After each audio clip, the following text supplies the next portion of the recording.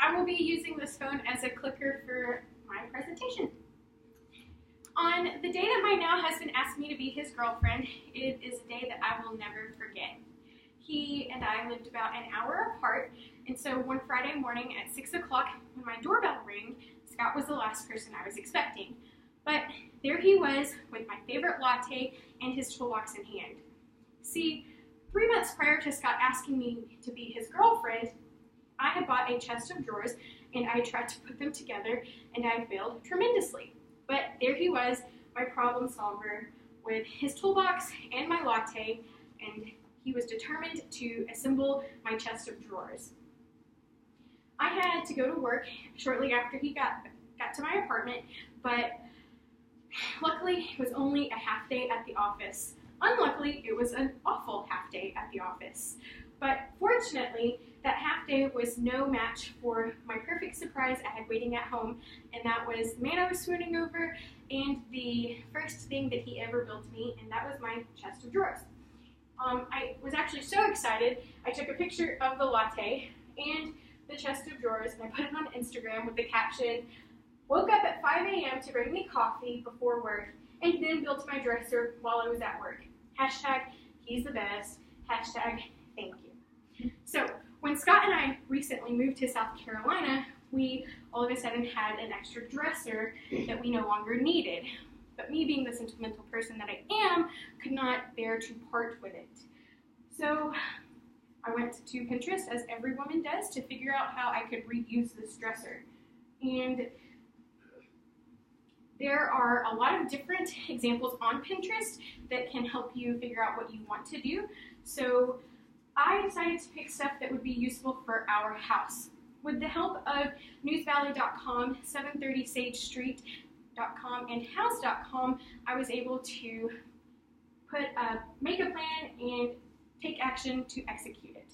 So today I'm going to teach you how to repurpose a dresser, and hopefully you will feel like you can go home and do that after this presentation. So it's very important that you dress the part, because this repurposing process can become messy and you do not want to ruin good clothes.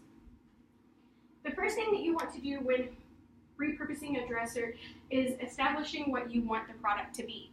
The second thing is create a sturdy foundation, and then lastly, you want to decorate so it looks really pretty.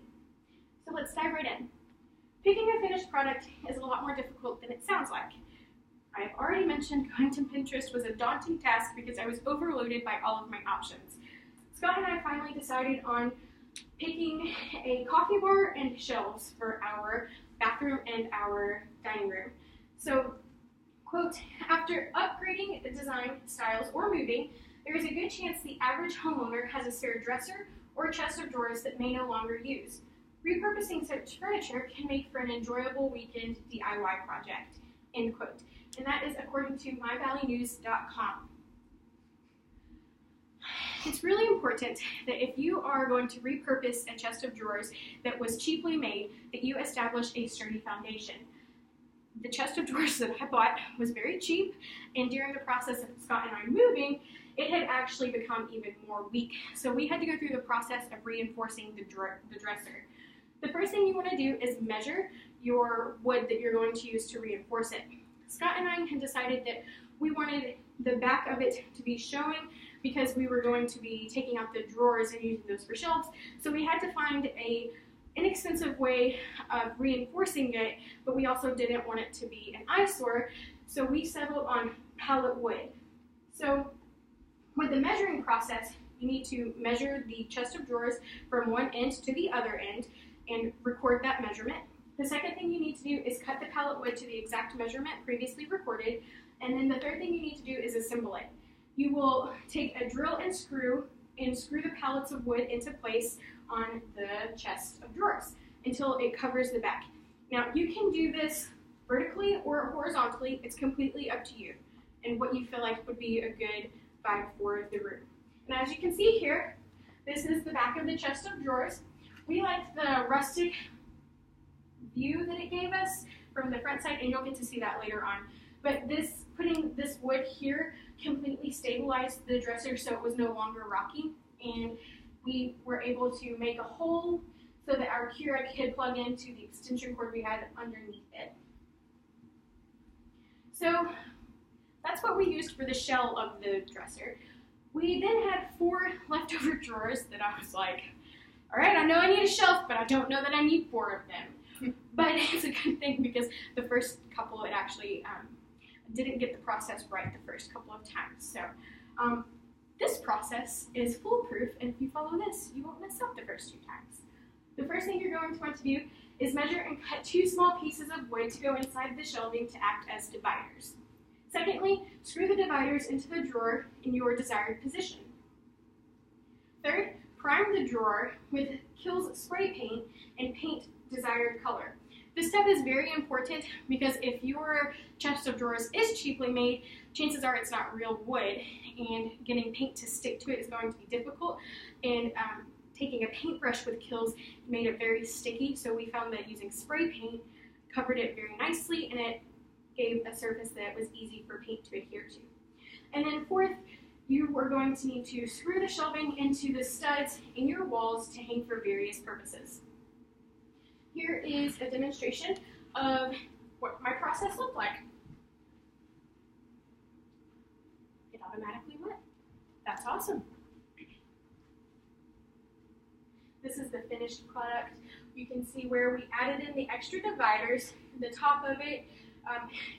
Painting this took a lot of time because you want to be very precise. You want to do it 2 tones. So we had to tape. No, actually I freehanded this one. You did not have to tape this if you have a steady hand. So it just took a lot of time, and there are 2 coats on here so that none of the Kilz was showing through. According to 730sagestreet.com, quote, add some boards in a nice coat of paint, and Viola, you have a cool little shelf unit to hang on the wall, end quote.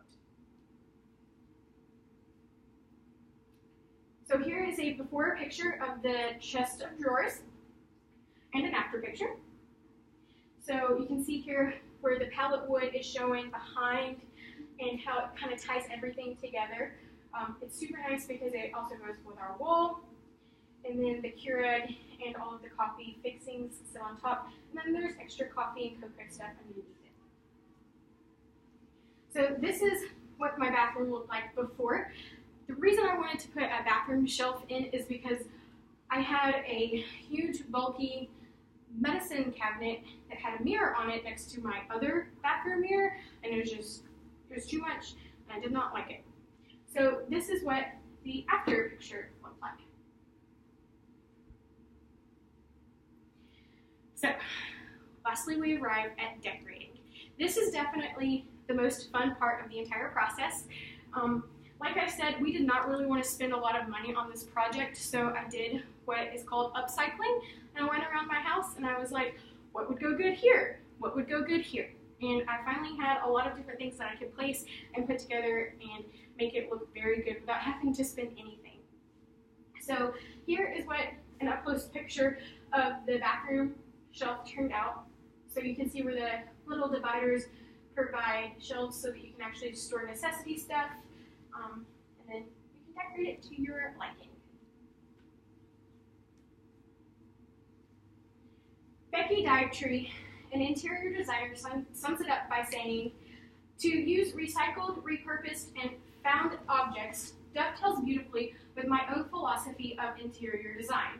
It is not about the amount of money we spend, it is about the story, the family history, and the welcome and comfort our homes exude, end quote. So, to sum it up, Scott and I were really excited to be able to use our furniture that he used the first day that he asked me to be his girlfriend and put it in different parts of our house. I think that it shows our personalities well. We got to spend a lot of time together creating it. We poured a lot of memories, a lot of time, and thankfully not a lot of money into it. So one of the things that I wanted to achieve with the coffee bar was welcoming people into my home and just letting it scream, hey, come have a cup of coffee with me. And so thankfully, I feel like it's done a very good job of that. So with that being said, grab a cup of coffee. We're always open at Casa de Shepherd.